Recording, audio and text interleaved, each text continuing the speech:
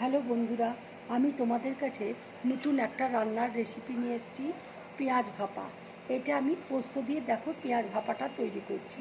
আর কি কি লাগছে তোমাদেরকে দেখিয়ে দিচ্ছি। দেখো এখানে আমি পেঁয়াজ নিয়েছি, এই দেখো বাটিতে পোস্ত নিয়েছি, নারকেল দেখো নিয়েছি, কাঁচা লঙ্কা রয়েছে, আম দেখো এখানে একটা বড় পিস নিয়েছি, আর এখানে একটা পাতলা ছোট পিস নিয়েছি। দেখো মিক্সির মধ্যে আমি পোস্ত দিয়ে দিচ্ছি, নারকেল দিয়ে দিচ্ছি, কাঁচা লঙ্কা দিয়ে দিচ্ছি, আম দিয়ে দিচ্ছি। এবার আমি জল দিয়ে বেটে নেব। দেখো অল্প করে জল দিয়ে দিচ্ছি, দিয়ে এবার দেখো একটা বোলের মধ্যে পেঁয়াজটা নিয়ে নিচ্ছি। পোস্তটা দেখো বেটে রেখেছি, এই পোস্তটা আমি দিয়ে দিচ্ছি। এবার দেখো অল্প করে হলুদ দিয়ে দিচ্ছি। এবার দেখো আন্দাজ মতো আমি নুন দিয়ে দিচ্ছি, সর্ষের তেল দিয়ে দিচ্ছি। এখানে কিন্তু সর্ষের তেলের পরিমাণটা বেশি লাগবে, কেন ভাপা পোস্ত। সব একসাথে আমি মেখে নিচ্ছি। পেঁয়াজটা মেখে দেখো আমি 10 মিনিটের জন্য ঢাকা দিয়ে রেখে দেবো, তাহলে পেঁয়াজ থেকে একটু জলটা বেরিয়ে যাবে, কেন নুন দেওয়া থাকলে পেঁয়াজে জল বেরিয়ে যায়, তাতে পেঁয়াজটা খুব সফট হবে।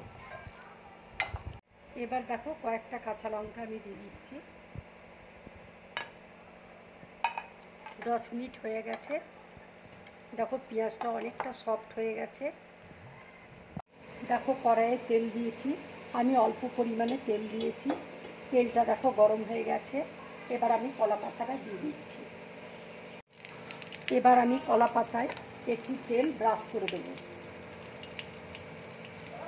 দেখো কলা পাতায় আমি তেল ব্রাশ করে দিয়েছি, এবার পেঁয়াজটা দিয়ে দিচ্ছি।